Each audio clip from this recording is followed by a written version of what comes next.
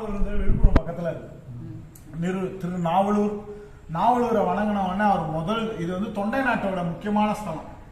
சென்னையெல்லாம் தொண்டை நாடு, அரகோணமும் தொண்டை நாடு.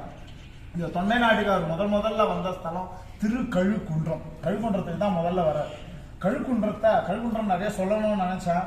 பிணக்கில்லாத பெருமான் நாமங்கள் பேசுவார்க்கு. பிணக்கில்லாத நாமம்.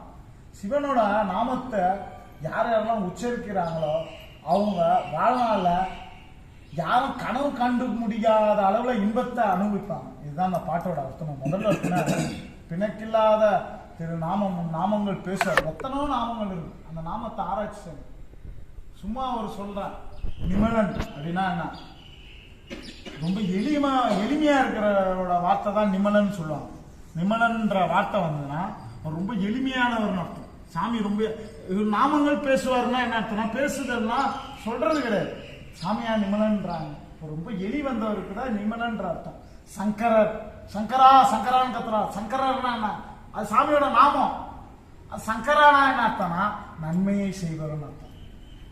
சாமியோட நாமத்துக்கும் ஒரு நாமத்துக்கும் ஒரு பெயருக்கான காரணம் இருக்கு. சாமி